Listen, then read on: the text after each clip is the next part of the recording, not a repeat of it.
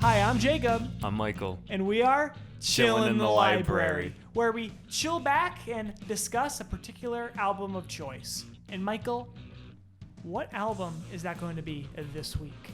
This week, we are talking about Come Whatever May by Stone Sour.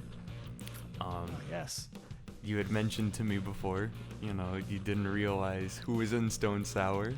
Yes, I did. I did not recognize the voice of our good friend of the show, Corey Taylor. good friend of the show. Yeah, good friend of the show. We go back. I'm a big fan of Corey Taylor. I love Corey Taylor a lot. So, of course, I love Stone Sour. But also, on this album, which you probably didn't know, is one James Root, who is one of the guitarists from Slipknot. Really? I didn't know. I saw his voice. I saw his name looking around on the album and I did not recognize him though from the Slipknot stuff that we discussed earlier, but it just sounds like this is kind of just a little family of musicians going from creative venture to creative venture together, and I think nothing more beautiful than that. You're exactly right about that. So this album was released on August 1st of 2006. It was I think they started writing the songs around the same time they were recording Slipknot's third album. Okay. So there is some kind of parallels between, for example, Corey's vocal performance. Mm-hmm. His screams sound very similar on Volume 3 by Slipknot and in this album, which is kind of cool. This is probably, it has their most popular song on this album. I don't know if by extension, this album is their most popular album. Yeah. But the song Through Glass was a smash hit. Michael Kelly, this feels like one of those songs that I've always known, but I just never it's just when I think about it, it's I would maybe hum a melody in my head. I'm what song is that? I don't know if that's a song. You know what I mean? And then I heard it on this time, listen to it. I'm I know this song, bro. I know this one. It was a very exciting moment for me. I'm glad I could let you experience that moment with, picking this album. It's kind of cool. Because, there are always those songs where it's, the song, but you don't know who does it. You don't know the name of it. And then you hear it, and you're like, what's that song? I guess this is just one of those times. I feel like anyone that was, alive in the mid-2000s has heard this song at least once somewhere. I was super excited as soon as I kind of learned that Corey Taylor was kind of part of this project. Oh, yeah? Because through our expedition through Iowa, I grew a great bit of admiration for Corey Taylor as an artist, as a performer and everything. So I was just super excited to hear Corey Taylor kind of out of the element that I kind of boxed him in my head, because if I knew him from Slipknot, and kind of only heard of him from Slipknot, I kind of listening to Iowa for the first time. I was just kind of oh, so this is kind of the thing Corey Taylor does. Mm-hmm. This is kind of who he is as a performer and as a musician and as an artist. So it was just really nice to not unknowingly stumble across just a different side of him as an artist, and without giving too much of my opinions on the rest of this album. Sure. I don't know. I kind of prefer this side. Okay. This side of Corey over maybe some of the things I may be exposed to and possibly exposed to in his Slipknot discography. The possibility of getting something like a Through Glass or a ZZYXZ Road. I think it's Zizix. Zizix I'm not Road. sure about that. I wasn't sure how to pronounce it. The possibility of giving a song either of those just excites me so much. Mm-hmm. So I know I said I was excited maybe to check out some more Slipknot, but after this, I may just check out some more Stone Sour while I'm at it. Wow. But we'll get into that, as we go through the track lists. But sure. Very excited to explore this kind of this just different little part of this kind of musical sound, and just just kind of get into the weeds a bit, as we do here in Chill in the Library. We get into the weeds. No, just like similarly to like add on what you're saying, because like you listen to Slipknot and you listen to Stone Sour, and it's like you can like notice some similarities and stuff, but like it really just shows like how diverse these artists are and what kind of, I don't know, extremes they can like go between in their musical stylings and their sounds and all the different lanes they inhabit. Yeah. Good Awesome. stuff. So let's dive into the first track on this baby, and the rest will be history. Sounds like a good idea.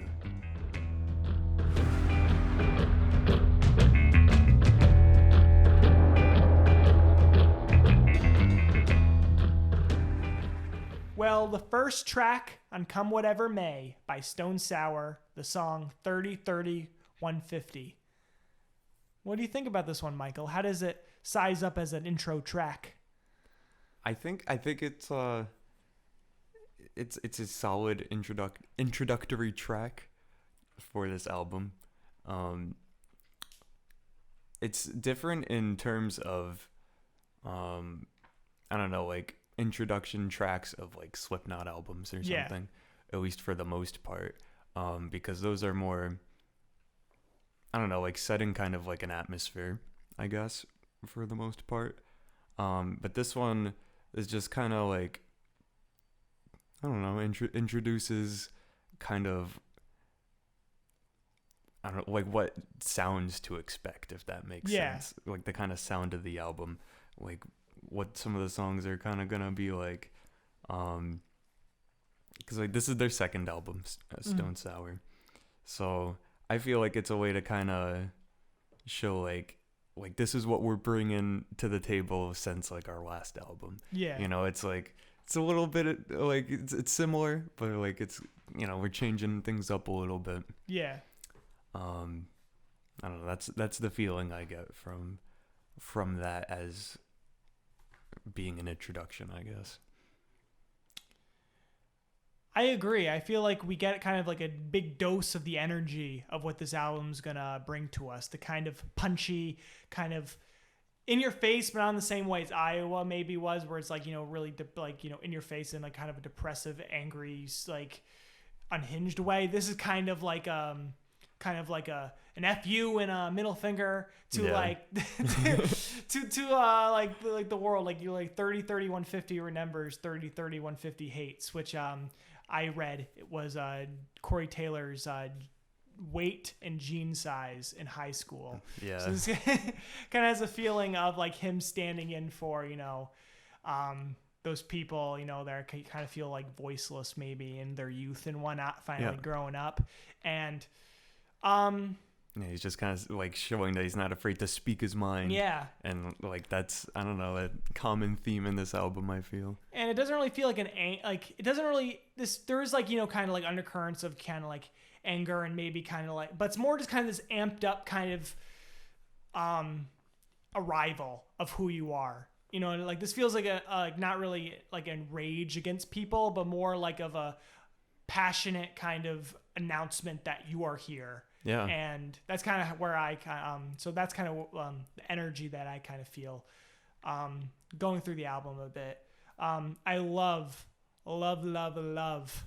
the like the riding guitars after all the choruses happening. After all the choruses, I love them so much. I love the little staccato drum guitar like couplets at the beginning and throughout the song.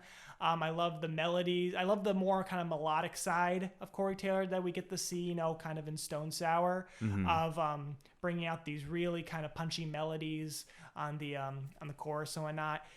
There's great harmonies too. This song is so catchy. This song's it's a little earworm.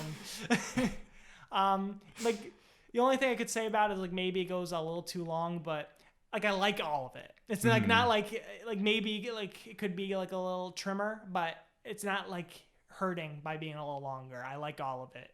There's nothing I don't really like on the song. I think it's a great little intro track, and I think it brings the energy that Stone Sour is going to bring song upon song throughout this album. I couldn't have said it better myself. That beautiful. And we get a little bit of Corey's great lyricism. Yeah, of course. This, we have like, you know, great stuff like I don't want to be an angel. I just want to be God. But then like later he says, I don't want to have it all. I just want to have enough. Kind of struggling a little bit, deciding kind of what you want from people, what you want with your life. Kind of, I don't know. I love this kind of Corey kind of wrestling with a little bit of the trappings of his success and kind of his position now as a successful person, where we have verse 1 where it kind of sounds like he's talking to someone who he tried to like, you know, try to help, you know, try to put on the right path, but then they just kind of didn't listen to him. And now they're coming back to Corey for some, like, you know, kind of whining. And he says, I don't want to hear your bullshit. You know what I mean? Because he already kind of talked to him. He already tried to help him, but he just kind of like shunned his fear. So I feel shunned his help. So I feel like we got some nice, great Corey lyricism, kind of setting up some of the energy we're gonna get. I want to comment on that thing you mentioned about the, you know, I don't want to be an angel. I just want to be God, and then I don't want to have it all. I just want to have enough. Because I believe this song is about, because like he's like talking about himself in the person of 30, 31, 50, you know, to refer to himself like in high school, I guess. And the song is about how like people like at that time telling him that like, oh, he's not going to amount to anything, or that he's, you know, just going to fail and all that. So I don't know, maybe it's like in the past when he was a little punk kid, he's just like, you know, I just want to be God, you know, I want to have all this power, I want to be successful.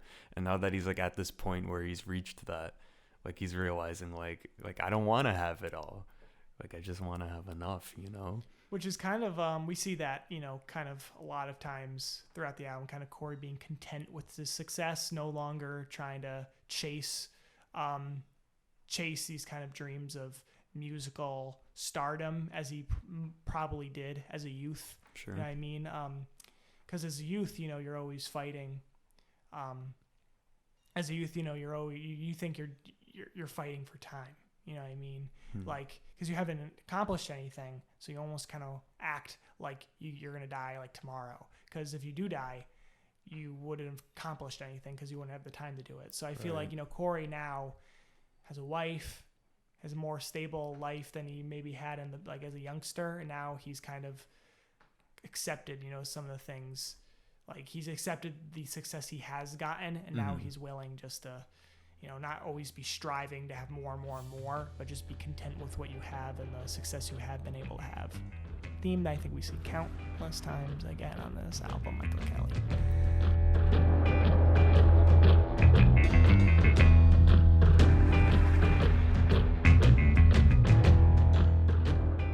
All right, the title track on Come Whatever May, Come Whatever May.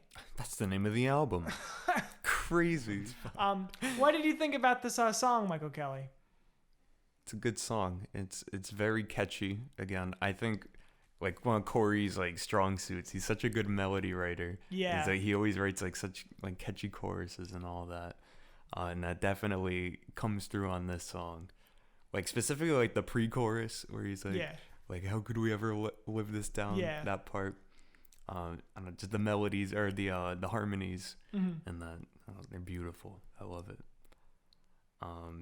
Good guitar work too from Jim and Josh. Love the little bridge that they have right after like the first big chorus. It goes hard. I was gonna mention that same part. It's so good.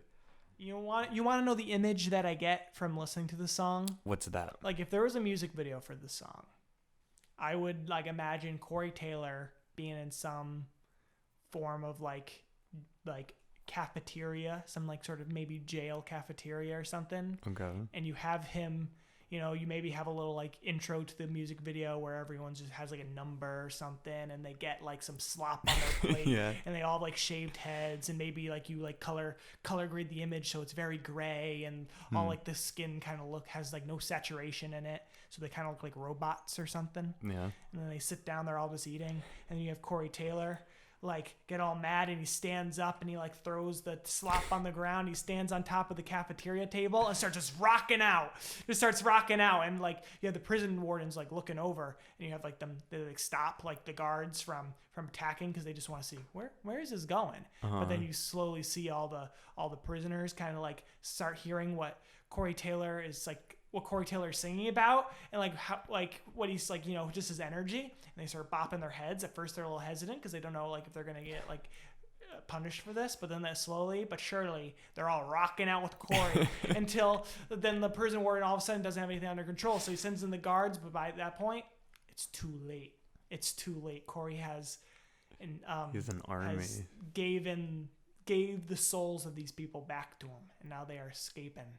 Ooh. And claiming their freedom. I like that a lot. That's kind of just the image I get from when he like is like singing, you know, during the verses. Just the texture of his voice and whatnot. It just sounds like kind of a political kind of rally, or like, you know, not like a political like politics, but you know, just kind of like some sort of call for like, you know, civil rights or something. You know, some sort of has some undertones of that. Well, I was gonna mention, and I'm sorry if I cut you off. I don't know. No, please do.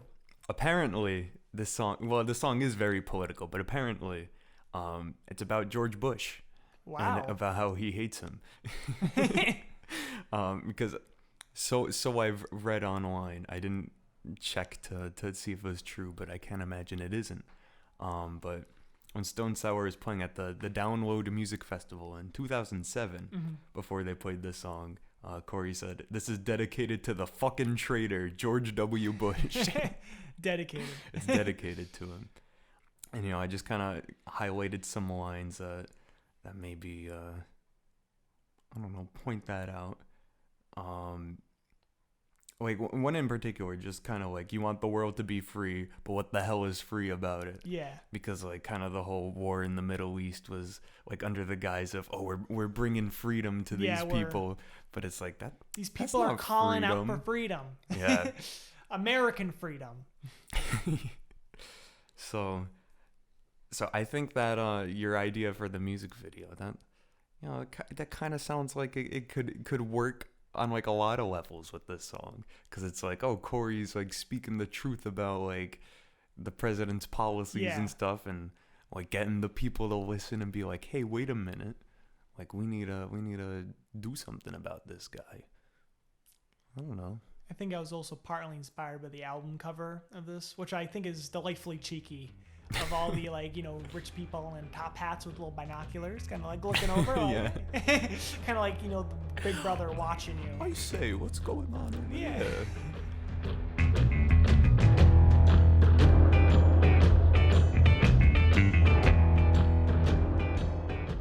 All right, the third song off Come Whatever May, Hell and Consequences. What do you think about this one, Michael? I love this song so much. Really? It's bumping, it's banging, it goes hard, it's super catchy. I don't know. I like there was a point, I don't know, like a few months back or something, where I was just like constantly listening to it like every day. Really? Yeah. I just couldn't get enough of it. You know what? I wish I could agree. What? I don't know, the song just kind of, it feels a little dizzying to me, which can be part of the appeal, but for me, it just doesn't really kind of congeal into like a good whole for me. I just feel like there's a lot of just kind of switching up of like, you know, melody, kind of just like kind of flip-flop into like a couple of different ideas. And I'm not really crazy about any of them. And they like, so you have like, you know, that kind of gravelly kind of voice that starts all the verses and whatnot. I don't really care too much for like the chorus or anything on this thing. It just kind of dizzies me. You know what I mean? Like, it's just kind of, I can never really get a good like grip into the song, because I don't really like a lot of the, like, it's not really like one big cohesive idea through it all. It just kind of has a couple different, you know, you have some, it's definitely one of the more aggressive in the group of some of the more aggressive tracks on this album. But like, it just kind of like, you know, switches up a little too much, and it just kind of dizzies me. It dizzies me. I don't really care too much about, you know, some of the lyrics. He's just kind of talking about how Corey's kind of claimed his independence, you know, throughout his like, you know, life. He no longer feels like afraid to conform or not. Like he feels like he's in a position where like he's not going to let any of that be like taken away from him anymore. He's strong enough now where it's no longer really, he'll go through hell and he'll face the consequences. That's how I like the phrase it. So overall, I'm not too crazy about it, but whatever. Has a funky little guitar, little solo during the bridge though. That's fun. Yeah. I had a slightly different interpretation of the song, and by slightly I mean completely. Please school me. I'm gonna school you. I have no idea like what the song's about, so I could be way off. I never really stopped to think about what it's about. Yeah. Until this, and I'm just like racking my brain. I'm like, what could this be about? Yeah. And then, like as I was looking at the words, I'm like it kind of sounds like it's about him being like addicted to like drugs or alcohol or some kind of substance. And somebody's like trying to like reach out to him and get him help, and he's like pushing them out like, no, I don't need your help. Yeah. Like, get away from me. So let's see, like the line, like, I never asked for anything. I'm not asking now. Like, I'm not asking for your help. Yeah. Like, don't try to give me help. And so like I went through like the chorus, I feel like is the most I could get out of it. So like I broke it down like line by line pretty much. So he says like, I've done this on my own. It's like, like I've done this to myself. I've gotten addicted. This is my problem. Mm-hmm. All that. Like, I don't care what you do to me. I won't hand over what is mine. Yeah. Like you can try to do whatever you want, but like I'm not gonna have it. You're not gonna take my drugs away. You're not gonna take away, my substances. It's like, I've done this for too long to let you take it away from me. It's like a part of his life now. He's just been doing this for a while. It's too late to stop me because I refuse to die. And it's like I'm too far gone. Like, you can't help me at this point. And I think like when he says I refuse to die, like I refuse to quit. Yeah. I'm guessing is what he's going for. I don't know. And then another line, I think this is in the second verse. Mm-hmm. He says, I've taken everything except what's for granted. And like I see that as like a play on words. Like, I've taken everything. Like, I've done all these drugs. I've done that. But except what's for granted. And like, I don't know, just like a play on words. Like, I don't take anything for granted. Yeah. And maybe that's not taken for granted the fact that somebody's helping. I don't know. Mm-hmm. I think this was also in the second verse where it's like, or maybe it's the third verse. So I'm not a problem, so you make one out of spite. Like he's saying like, I don't have a problem. Like, I'm not addicted. Like you're just making that up. You're trying to make me look bad. Yeah. Well, like, he feels like, I'm only really hurting myself. It's not really a problem. Like, you're the one who's like coming out and like acting like this is some big deal. Like, I'm not affecting anyone. Like, this isn't your problem. I can quit whenever I want. Like, yeah, this isn't your business. You know what I mean? Yeah.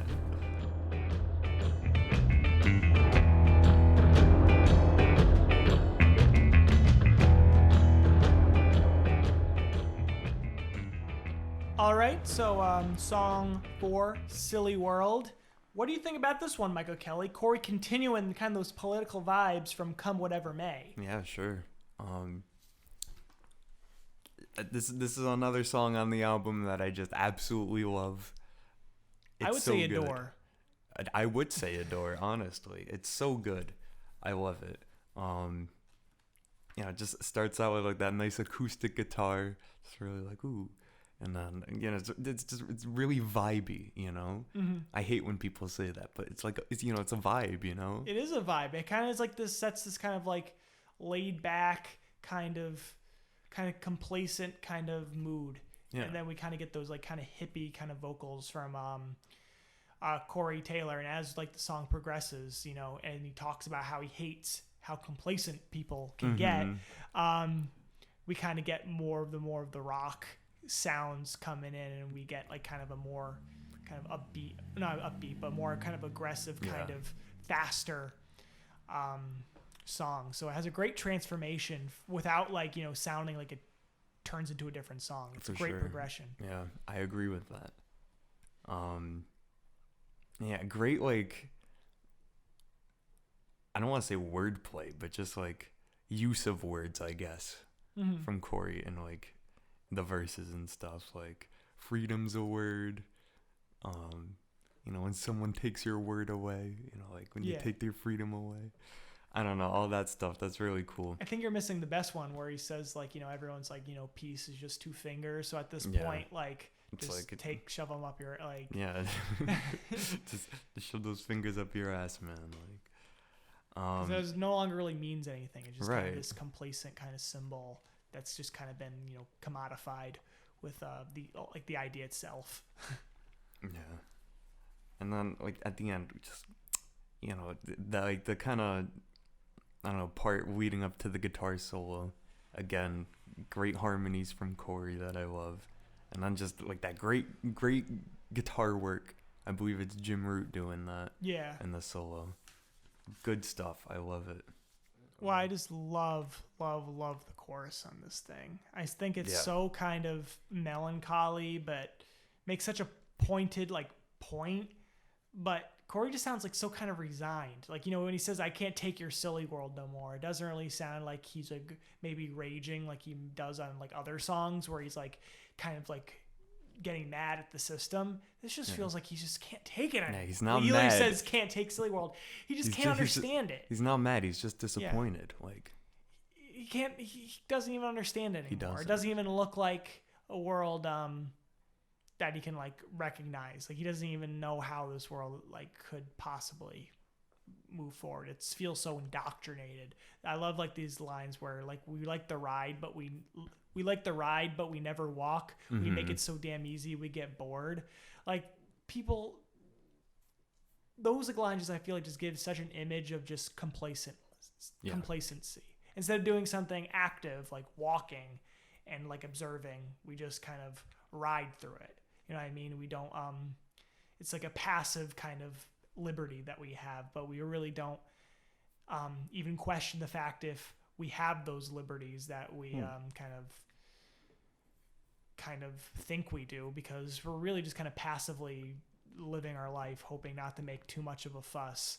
And also, like his lines about why can't anyone see that what's good for you is good for me? Like this idea that people are just kind of like looking out for themselves or not. So, and they just, because then later in the second chorus, he switches up what's good for you is bad for me. So the idea that people are just kind of thinking inwardly about like, you know, their choices, how their choices affect them and their group. Like, you know, like those like, you know, most immediately affected by it.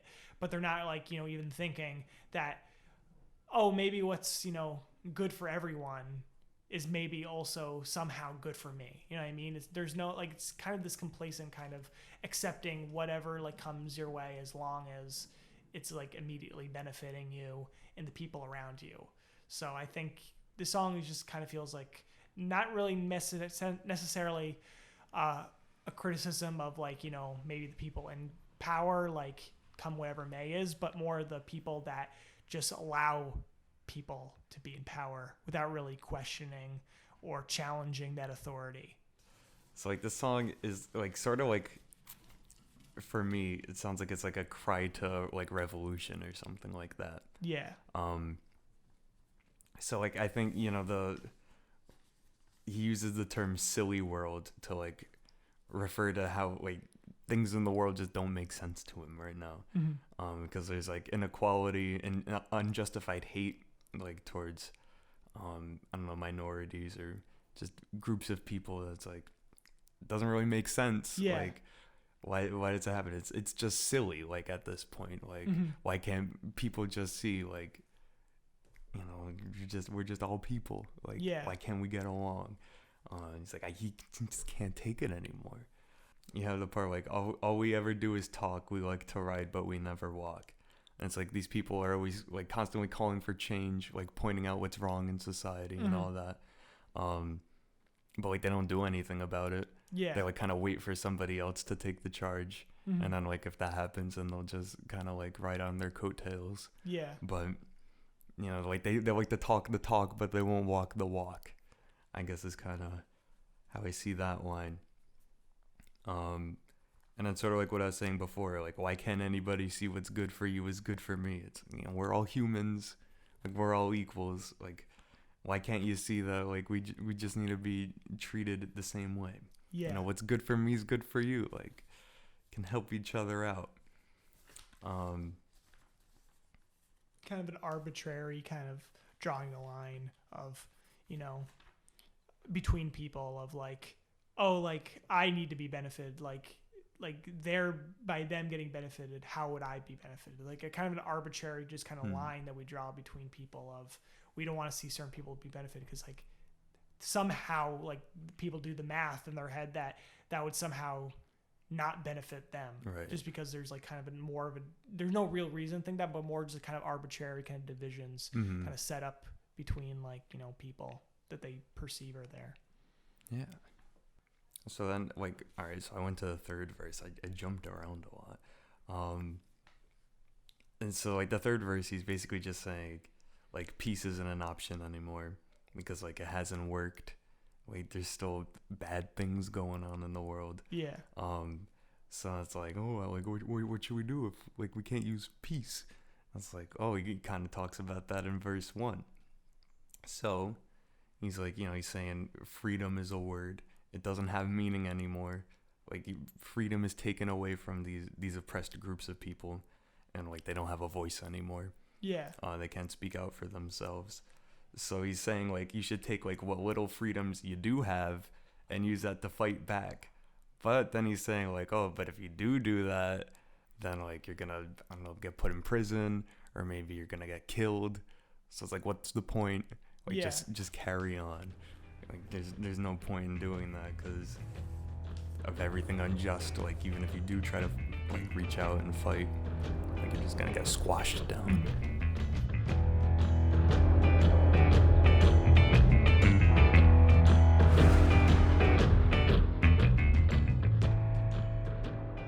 All right, the fifth track on this album, Made of Scars. What do you think, Michael Kelly?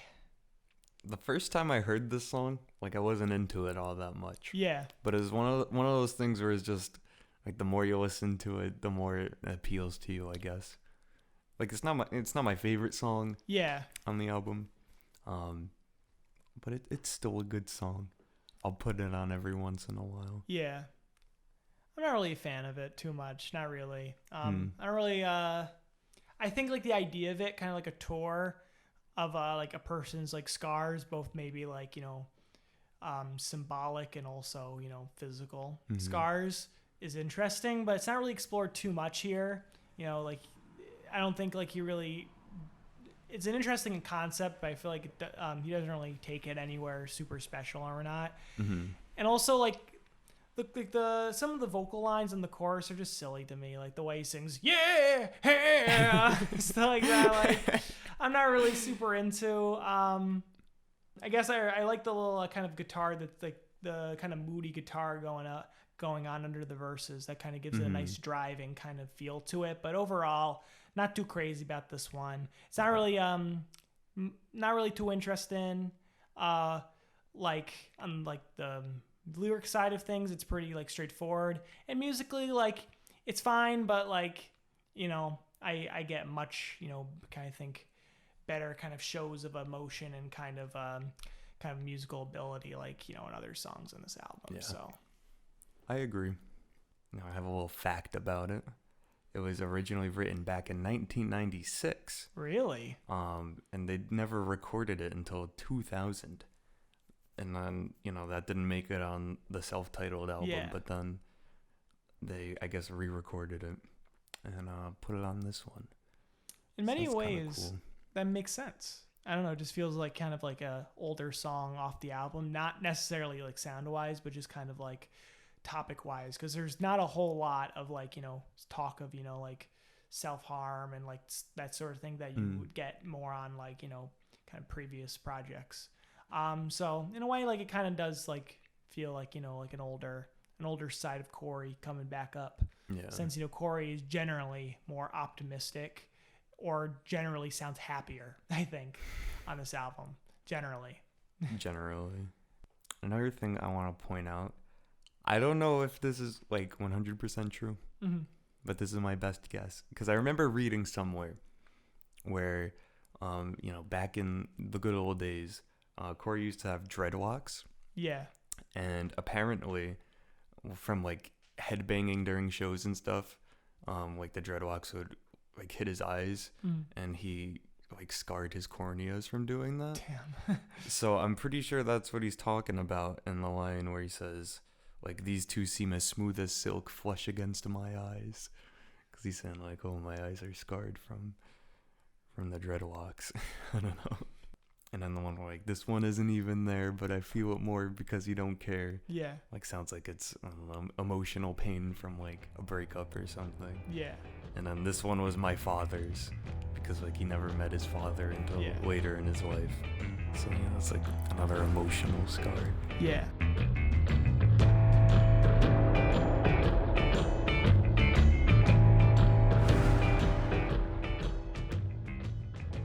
All right, song number 6, Reborn.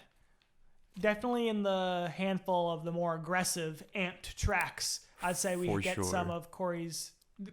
We get Corey's most amped performance on this song than like on any other song of this album. Yeah, I think this one, might be peak aggressive Corey on this album. Especially by the end, he sounds crazy. He sounds a little peeved, I think. Yeah, like just a little bit. He's kind of annoyed about something. Maybe. What do you think that might be, or what do you think about the track? Well, like again, this is another one that I don't really know what it's about. Yeah. But I have like kind of a vague concept. I feel like it might be like kind of told from the perspective of this character that's like the personification of, I don't know, like all the negativity inside of Corey's head. Yeah. Or something like that, like anxiety, depression, like mental health problems, abandonment issues, stuff like that. I don't know.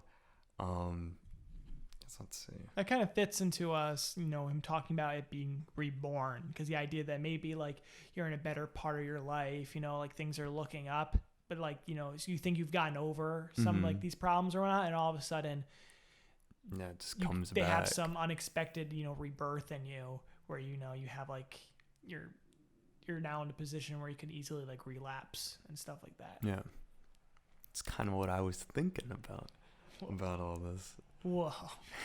It's crazy, man. I think Corey's kind of getting a little, I may be wrong, but I think Corey's getting a little abstract here. Okay. I think he's kind of talking a little bit, because I'm kind of, what some of the themes I latched onto, kind of coming off Silly World, is the ideas of kind of, people being just kind of delightfully complacent and the world that they exist in, kind of just being okay with it. They may recognize kind of the evils in it, but it's not, they don't really engage with it or really give it much mind, because where they are, they're kind of maybe looking on the up and up. So I feel like this song is a bit of Corey's taking on the persona of the evil that is like just inherent in like the world that people are just not recognizing. So I feel like that's kind of like my like read on the song is just that Corey's singing from the perspective of like the devil, air quotes, like, just like some generic form of the evil that does pure exist, evil, kind of haunting and kind of stalking people, whether they like it or not. And the fact that they are not acknowledging it, that they are not taking action against it, is like allowing it to, kind of be reborn, kind of like, be brought up into this world instead of, like stay down. Let's say, like, let's pick one evil that I'm sure Corey would acknowledge as an evil. Let's say like the evils of like slavery or something. Sure. So, the idea is like, oh, slavery ended with the amendment, you know what I mean? The 13th Amendment. So now like that, but like the fact that people are complacent and don't like pay attention to it, they're not actively rallying against it. Those sort of evils are able to be reborn again into different forms, such as, mass incarceration, wage slavery, stuff like that. So I think that's kind of the general kind of read I got off it, kind of an abstract embodiment of social, emotional, personal evil that people are kind of just don't want to acknowledge in many ways. And Corey's saying, well, you're going to have to eventually because, this evil is stalking you. You know what I mean? Like it's walking through your very streets, whether you like it or not. It's looking in your window. Yeah. That's kind of my read.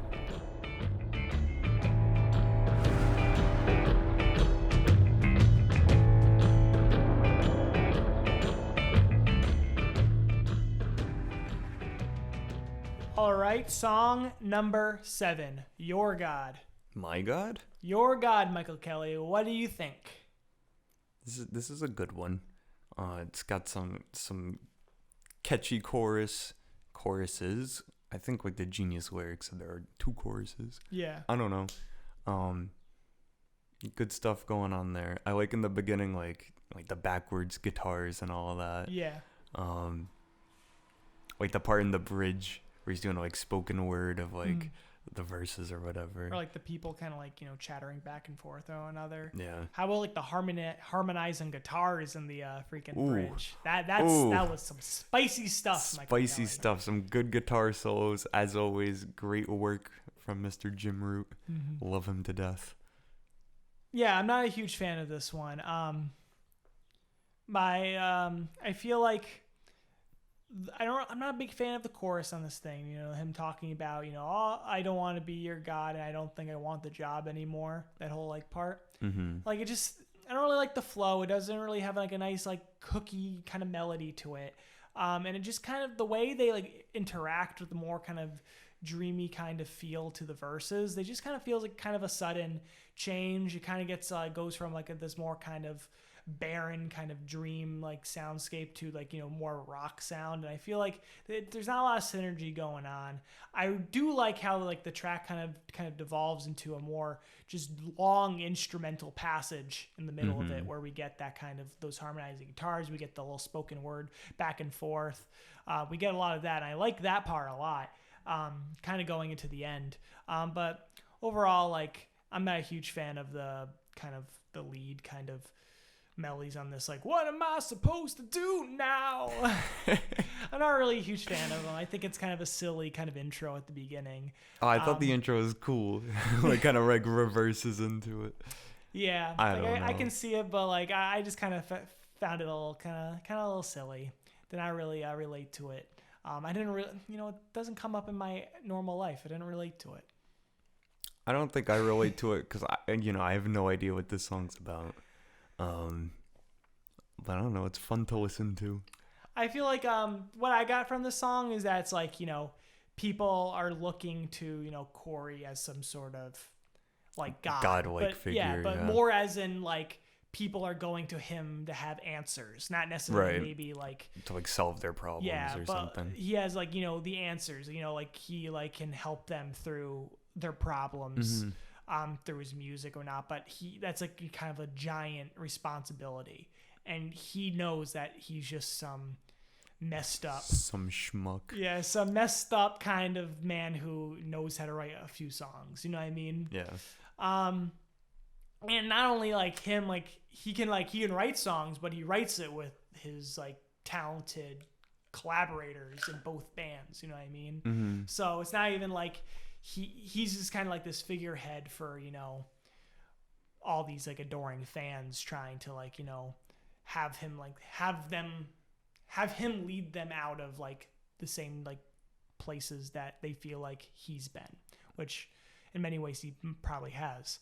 But I feel like the whole like kind of ending or like those kind of like repeating refrains of how am I supposed to live now, is kind of like the idea that he knows that he is just going to be like failing all these fans because he doesn't really have any answers. Right. He just knows what he's been through. He has some opinions on how he sees the world, but they're not really answers. They're just kind of like perspectives, worldviews.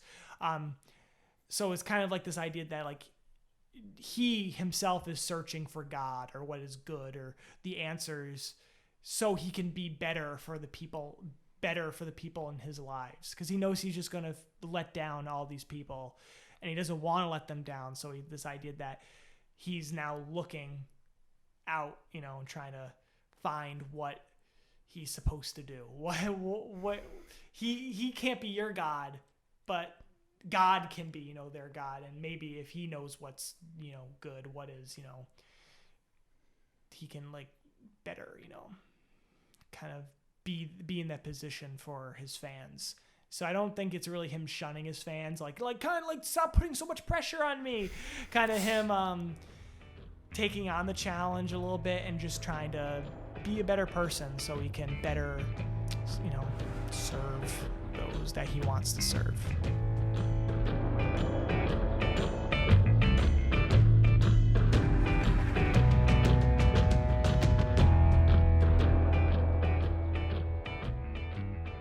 Alrighty, song number 8, Through Glass, the one, the only. What do you think about this song, Michael? Like, how could you hate this song? It's just so good. It's so good. There's a reason why it's so popular, because it's so good. Anything good you can think of, that's what I'm saying about it. I feel it. I really liked, this is kind of what I mean, where I probably prefer an album like this, where I just like the possibility of getting a song like this where we hear just a more stripped back Corey that feels more vulnerable, feels more human, feels more open. You know what I mean? Yeah. Where I like the possibility of just getting songs like this mixed in with the more harder rock stuff littered through all over this album. Mm-hmm. One thing to say, I feel like Corey Taylor has the vocabulary of an essayist. He Michael has Kelly. to. He on his first song on this album, he said mercurial. Mm-hmm. This song, he's saying when a soul becomes initialized and folded up. This man has got a vocabulary, and it never sounds like he's stretching, to fit these bigger words in it. It just goes. He just does it. Yeah. I read it on the lyrics, and I'm like, what? And I hear it, and it flows, and it's a bop. So I love his vocabulary and his use of words. Yeah, he's a big dictionary. I literally wrote down in my notes, Michael Kelly, that this is a poetic as hell first verse. Poetic as hell. I feel like overall, you probably know this, but Corey said that what's inspired the song was he was laying in bed watching just at European MTV or something. Yeah, I think he's in Sweden or something at the time. He was watching just really bad music group after music group, and he just was kind of contemplating the state of music and just kind of the dime a dozen kind of groups that were coming out, just copying the next big trend, doing the next the next big trend, just kind of going along instead of trying to innovate or kind of express something. You know what I mean? Yeah. While I feel like that is, I 100% do not doubt that is what inspired the song.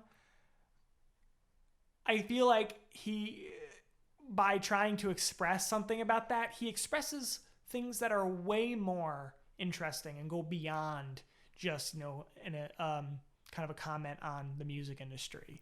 Enlighten me. This whole song just kind of feels like a contemplation on just feeling insignificant, but being fine with it. You know what I mean? Not insignificant, kind of in we're all we're all just kind of copies, or we're all we're just one person. We can't really, do much, you know what I mean? Just being alone and individual. This feels more of a kind of a freedom of being insignificant, of being not just part of the crowd, of not just being, a dime a dozen person on the TV. You know what I mean? Because he has that, I love the lines in the first verse where he says when I literally just said it, when the soul gets initialized and folded up, and he talks about how when you look at me through the glass, well, let me get the exact wording, but he says, so while you're outside looking in, describing what you see, remember what you're staring at is me. I love this idea that, people kind of are just like losing their humanity, kind of like that we don't like recognize these people on the screen through the glass as, just like similarly feeling people, that we want to be entertained by them, that we want them to uplift us. Because when he says the stars shine for you, I think he's talking about celebrities, right. But they also like lie to you. That's not really, it's all fake. It's not, it's not, it's just kind of an image, an image that they are packaging up, initializing and folding up to sell to an audience that wants to feel kind of bright and wants to feel like they're shined up. But really, I feel like Corey like kind of realizes watching this over and over again that by being just like someone not being at the same height where you have to perform for a non-stop audience, you kind of have a little bit of freedom. I don't know. You kind of like get freed from the idea that there's all these people constantly trying to market you as a product. And that's kind of what I feel like. The song is overall just kind of a meditation on just feeling insignificant and just kind of being okay with it and getting happiness from the idea that you're not the brightest star in the room.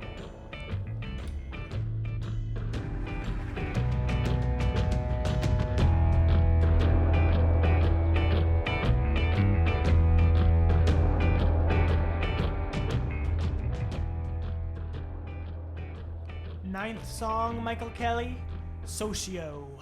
What do we think about this one? This one's all right. Really? I don't love it. I'm gonna be honest. Like, I like the verses. I like the stuff like, in the beginning, like that the guitars are doing, and then like the drums and the bass come in. Like, I like all of that stuff. I don't know. The chorus just doesn't do much for me though. Dang. It's not bad, but I don't know. This is a Kelly first. Right? Yeah. Not being crazy about a song on the two albums we talked about out of the extensive catalog. I don't know. It's not a bad song. I like it. It's not one of my favorites though. Yeah. Like I can agree, like the song I don't think really stands out in any like really significant way in the track list. However, I do like it. It's definitely in my like my liked songs category. I really do like this song. Yeah. I don't think there's anything really going on too much like in the lyrics or anything that are like super unique or like special or profound to like the album or anything. But instrumentally, I love that little like bass line at the beginning. I love it so much. I love the like the kind of suspenseful chord progression that's going on throughout the verses and whatnot. It has like a really great sense of tension, I feel like, the entire time, especially in the verses when you have this kind of meek Corey kind of like singing in a kind of a light whisper, kind of like he's almost scared of something. We don't even know if it's himself or something that he's capable of or something. It feels like, there's a lot of like tense and suspense kind of going on through the song. And I also love during the chorus, the heavy drum that's just kind of thumbing through the whole chorus. It just gives it, kind of a nice little groove to it. And I just really like Corey's delivery throughout this whole song. Of course. I just think there's that great like melancholic guitar at the bridge and everything. Like instrumentally, I just think it uplifts the track a lot and it just makes me, I think it has its own identity. Yeah. It just doesn't really stand toe to toe with some of the bigger boy tracks. The alpha male tracks on this album. I think like just there's something in the chorus that just feels like it's lacking to me. Yeah. Like it's just a little sparse. It does feel a little sparse, and there can be maybe a little bit of a kind of abrupt change from the verses to the chorus. They don't necessarily have the exact same feel to it. There is, I guess, a more stripped back feel to the chorus. It's really just that drum that really pulls me forward. But yeah, I agree. I can see it. I thought it was interesting how you mentioned that, the verses like were very tense, and then it sounded like Corey was maybe scared or something. Because apparently, Mr. Corey Taylor himself has said that the song was about, like bouts of anxiety that he would get after he stopped drinking. I definitely hear it. It's definitely in there. I think you're a little your little radar picked up on that big Yeah, time. I wasn't really sure what the song was about. I couldn't really place it. I feel like it was expressing a lot of emotion, but like I wasn't really didn't really know what to attribute it to. So I just kind of felt it as like, like, oh, it's a nice instrumental track. I do like really, kind of feel myself drawn to that kind of creepy, kind of suspenseful, like tense of the verses and whatnot. I like it a lot.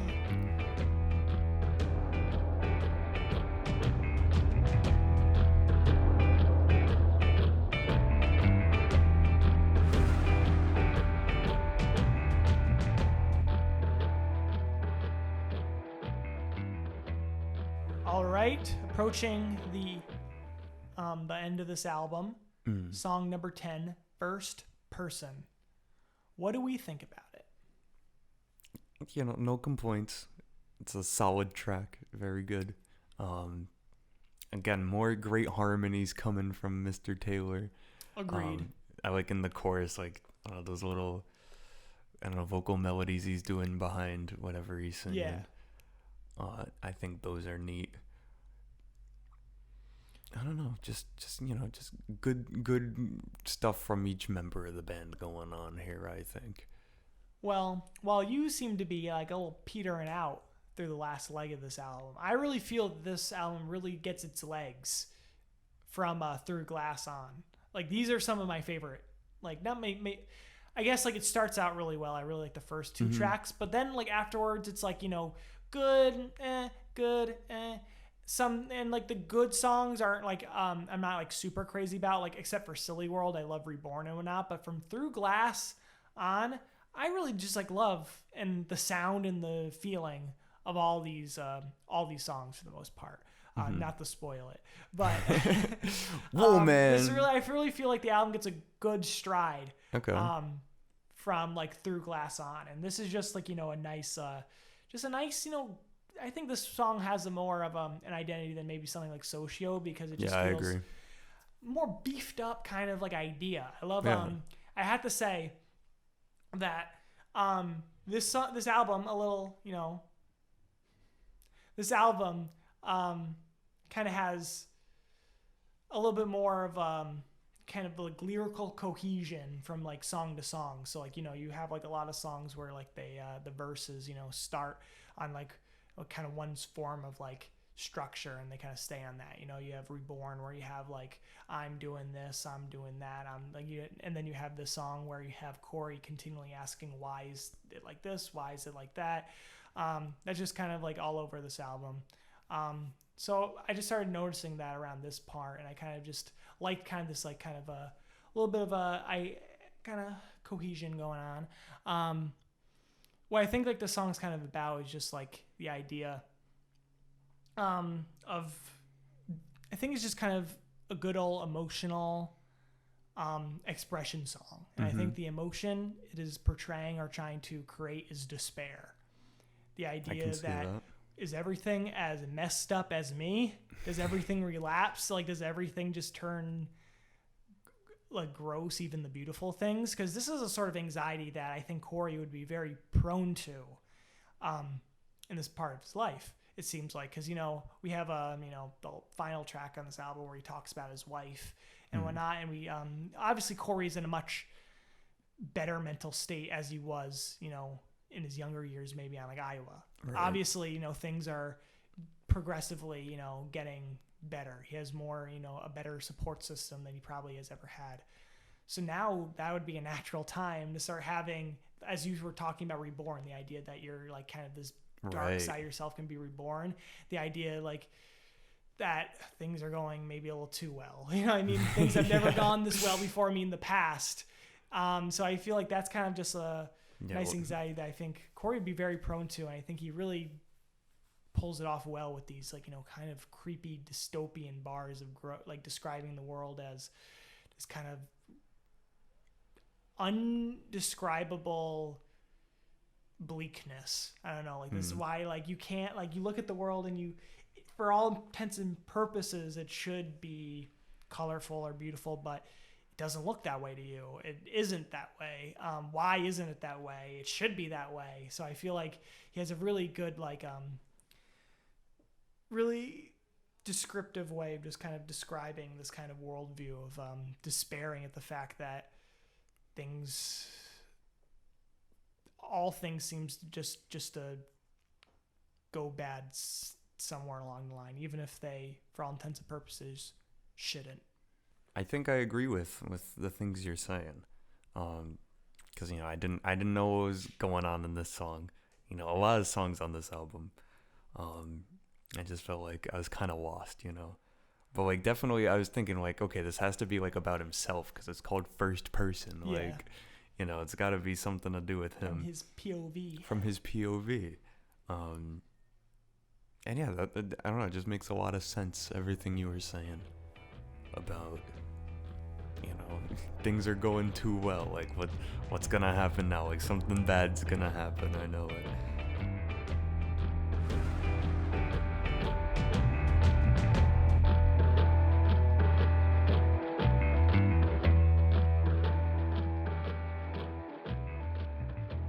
Boy, oh boy, Michael. Song number 11, Cardiff. What do you think? This is what, like, it's not like a heavy song at all, really. I mean, like compared to other songs on the album. Yeah. But I love it a lot. Like it's just kind of like moody, a little atmospheric, I guess. I don't know, it just delivers a lot of emotion without having to be like super aggressive like a lot of other songs. And I think so Cardiff is, I think it's like a town in Wales or something like that. And I think like, I don't know, just kind of the whole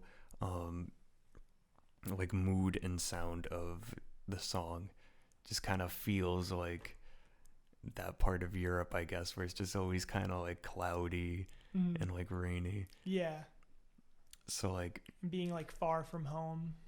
Maybe, yeah. Far off land. Yeah.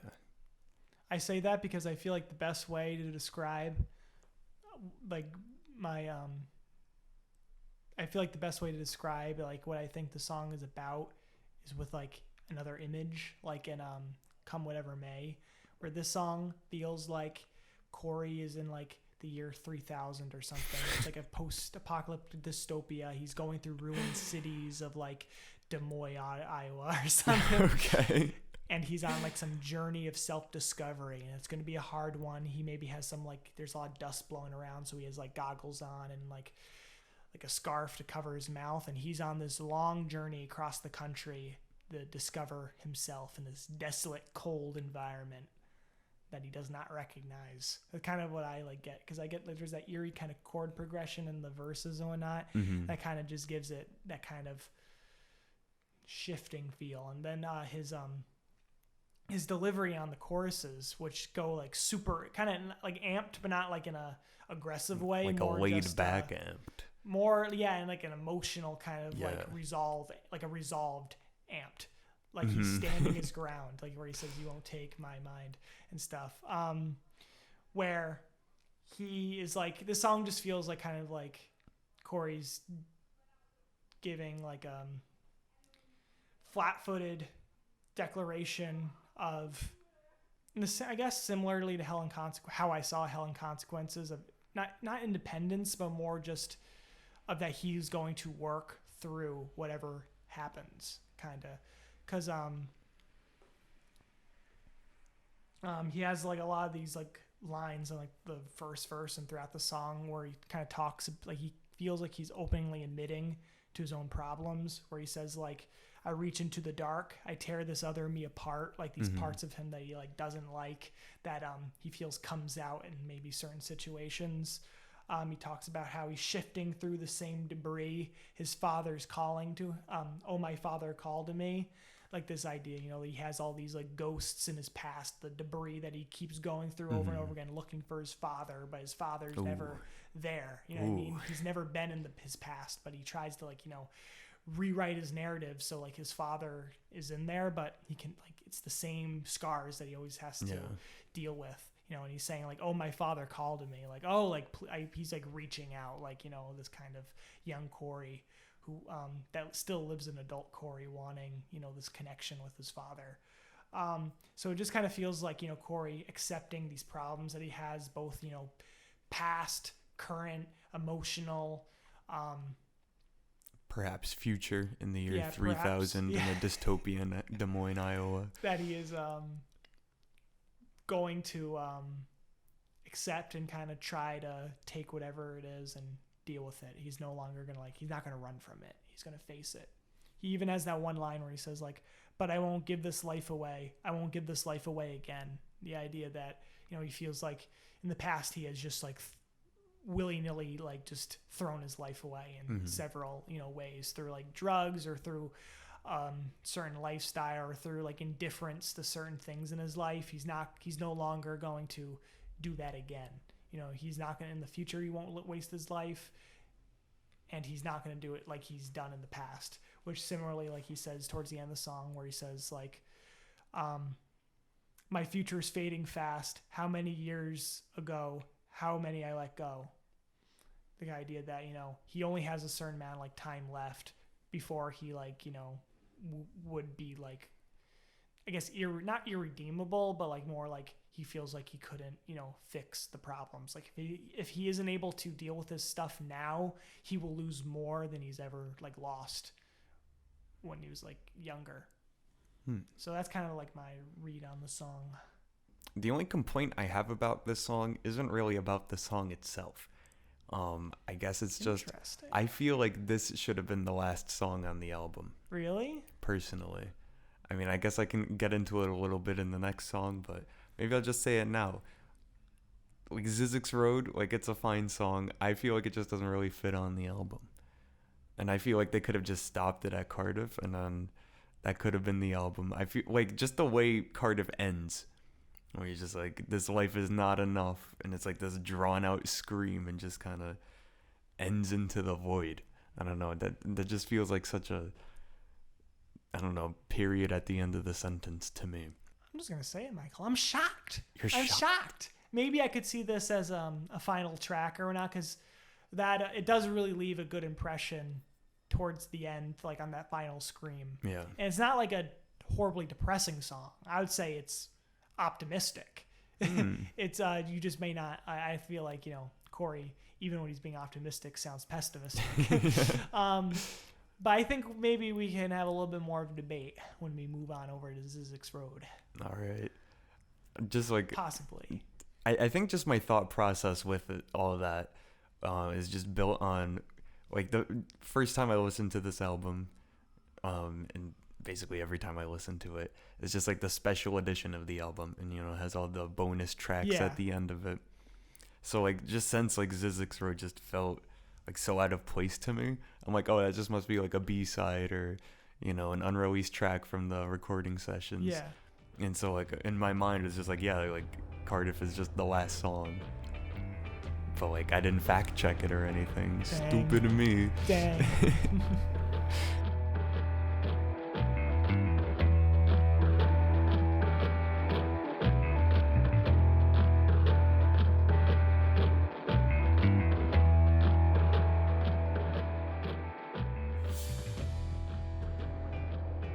All right.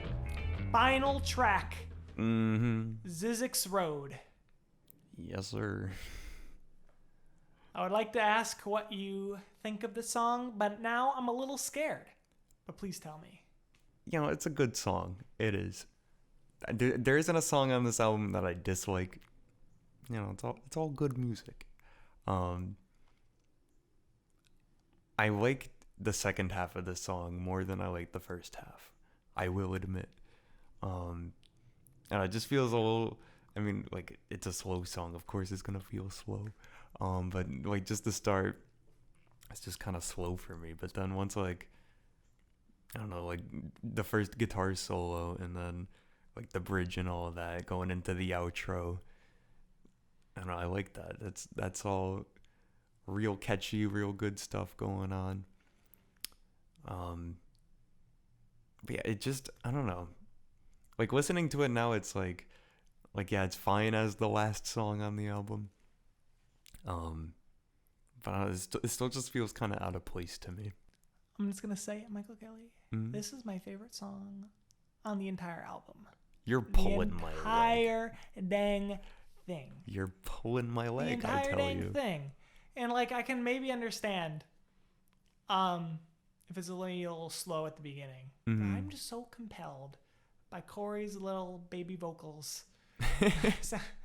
I'm just so compelled by like him. I don't know. Like that's what kind of like why like I probably like overall generally like kind of just am pulled to like this album more than maybe like an Iowa, just because I just like this vulnerable, honest, in the spotlight Corey. In the same way I liked Ye. It's just like this idea that the artist is like removed from like the trappings of an industry or anything else and is just on the spotlight in front of us on like a stage alone, and it's just them. Yeah. And that's what the song feels like. The song feels like a humbling going onto your knees and giving of thanks, like a giving of gratitude. Corey said that the song is about his wife. Right. And I think it is about his wife. While I not disagreed, but I said I think Through Glass is more than what he says it's about. Right. Do you think this one's more than that? I think this is about his. I think it's about his wife, but I think it's just like the way he like thanks his wife in the song just feels so like it's just such a pretty love song in my opinion. Yeah. Some ideas on it that I just think are really beautiful, and I just like hearing Corey talk about it is the line where he says like, "Where am I supposed to hide now?" On the chorus where he says, "Where am I supposed to hide now?" And what I really like about that line is like, let's take Corey, someone who spent his career trying to make himself as ugly and kind of like depict himself as ugly and gross as he can, in Slipknot they have the masks, on the songs he's like sounds like he's like slobbering all over himself. And in the case with the song Iowa, he was literally spilling his fluids on the floor. So sure. Someone who like someone that feels ugly, Corey maybe like does all these things in his music because he's trying to depict how he feels about himself. We talked about how I was all about self-loathing and hating yourself and being disgusted with your body and like feeling disgusted living inside of yourself. So like Corey, you take this person who has felt ugly his entire life and who often depicts himself as like, this like, kind of ugly performer in a lot of his acts. And then you finally have this one person who's able like to see through that no matter how ugly you make yourself and see how like beautiful you are. I don't know. Like the idea that like no matter what mask Corey puts on, no matter what how he portrays himself, this person will always be able to see that it's all an act, that Corey, will be able to see that beauty that Corey actively like has denied in himself. And also kind of going what I talked about on the first track, 30-30-150, where he has the lines in the song where he says, "I'm ready to die in obscurity. I'm ready to live with my family." I love this idea that like Corey is just kind of like tired. He talks about how tired he is in this whole song. Of all these things that on like I guess similarly with Ye, because this song just kind of I like it for the same reason I like a lot of the songs on Ye.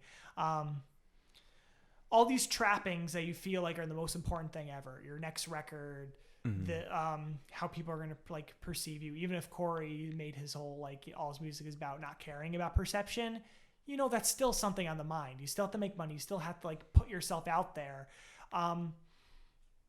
All these things that don't really matter, and you're scared about your success, your name, what you're going to leave behind. And I feel like this is a song where he like has, is finally content. He's like proven to himself that he's worth it. He's proven to himself that he doesn't need to do all this stuff to prove that he's talented, that he's like making a difference. Like, he now like has gotten that sort of that sort of acceptance that he's always needed from himself or from something. And I think, this is just like an honest kind of just saying like, I'm still going to make music because I love making music, but it's not like I'm doing it because I'm no longer trying to chase my legacy. I no longer feel like I'm working off borrowed time. He doesn't have anything to prove to himself anymore. I forget who, but there's this one artist who produced like a lot of work in his early years. And he said like the reason why he was just making so much art was because he literally felt like he was working on borrowed time. He felt like he was going to die like any second, and therefore he was like working. But now he's like old, he's like an older man. He's like in the 60s or 50s or something. I feel like that's a similar thing here with Corey, like as a youngster, due to substance abuse, due to self-destructive behavior, due to his mental state, due to maybe a lack of support of a really strong support system, felt like he was working off borrowed time. Mm-hmm. That at any moment, something bad could happen. There's that one song, Everything Ends on Iowa, where I feel like what he was expressing was the fact that it's almost a miracle that I'm not found dead tomorrow. Like that's kind of like he feels like he's been working on borrowed time. And now for the first time, and is maybe not the first time, but like, this is the first time I'm hearing it. First time he's like expressing it. Corey feels like he has a future.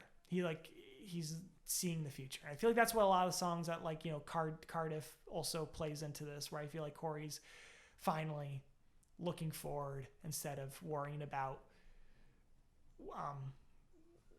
where he's going to be tomorrow, or if that stability he feel like he's lacked, he finally feels like he probably has. That's kind of what I get from the song. I think it's just a really sweet kind of show of humility from Corey to just get go on his knees and thank his wife and his support system. Yeah. Call me a sap from Michael Kelly, but that plays my heart. Beautiful. That is beautiful, plays right Jacob. To my heart. If that's all we have to say about the final track, Zizek's Road, I guess we can sum this up. And what do you think about this album overall, Michael? Overall, it's such a good album. I love it. I hope you love it. I don't know. Maybe you hated it, but I don't care. We're just chilling and discussing, and that's all that matters here in the library, which we are definitely in right now. I feel like I generally really like it. Mostly because I like Corey as a personality and a performer, as an artist. I just hear him and I'm compelled in some way. I'm just interested in him, and I think he always sounds very genuine, and that's why I really just relate to that. Even if I don't really love the song, I'm still like kind of the raw kind of authenticity that Corey just kind of gives to his performances and whatnot. Yeah. I feel like the highs on this album are really high. Mm-hmm. I really like 30, 30, 150 and Come Whatever May and Zizek's Road and like Through Glass and stuff like that. I think generally though that this album, when it's good, it's just kind of good in my opinion. Okay. I like songs a lot like Socio and kind of like First Person. But there's just like, they're not like really big sticker. They don't really super stick out to me. Yeah, they don't blow you out of the water. Yeah. And I only say that because I feel like the songs that are really good on this have like a lot of really good ideas going on. Yeah, they set a pretty high bar for like the rest of the things to compare. They set like a really like high bar of like the kind of sounds and ideas they're playing with, and those songs, like instrumentally, I like them. Lyrically, they're good, but they just don't really like have like those killer just kind of ideas or those killer just moments where I just want to keep clicking and clicking and clicking and clicking over and over again. But I do generally probably prefer kind of like this sound and kind of this direction for Corey. I don't mean to always compare, but that's just because I only have like one point of comparison. Right. And I just was so pleasantly surprised to meet him again. You know what I mean? To meet him in a different way. Yeah. So I guess if we had to rate it, which we'll get into now, I would give it a 7 out of 10. Same thing I gave Iowa, but 7 out of 10. It's respectable. It's above average. Yeah. No, I think this is a very above average project. I love it. I love the personality and the kind of attitudes that we get in the song, and there's a lot of expression, and that's what I want. Yeah. I just want people to express themselves. It's very real. And if I had to rate it, I think I'd give it an 8. Really? Yeah. Because, I love it. It's probably one of my favorite Stone Sour albums. But, I don't absolutely love every part of it. Mm-hmm. It's not like a perfect album, in my opinion. But it's all very good. All very enjoyable. If I'm just sitting around, I want to listen to Stone Sour, usually I'll go to that album. Yeah, I don't know. Like you said, it's just very real, very authentic. Everyone's putting out their best work, I feel. And it's just a good time. I do have to say, I cannot say for certain, but this does sound, because this is the only Stone Sour album I've heard. This does sound kind of like a career kind of, not like defining album maybe in it's like their best or anything, because I wouldn't know about that, but it does sound like this is like an album where I know Stone Sour now. After hearing this, I feel like I know the band. You know what I mean? It's not like I feel like I know their sound. I feel like I know their attitude, and they might change it up. I feel like I know them. I just feel like I know the band. It does, it's not like the sound is very kind of consistent and kind of them. I don't know. Yeah, I think you hit the nail right on the head with that one. This is a very, I think it's a good Stone Sour album to start out with, personally. Well, I'll say the same thing as I said, with your last recommendation. I'm ready for more. I'm ready for more from whatever these people have to offer. Who knows when I would go down that lane, but I would not do it begrudgingly. Let's just say that. That just warms my heart to hear, Jacob. That makes me so happy. I guess if we're wrapping this up a little bit, thank you so much for chilling the library with me yet again another week. Thanks for having me. I haven't scared you off yet. The library Not yet. has not intimidated us with its bountiful knowledge. I guess we'll be back next week with another album. And thank you for listening.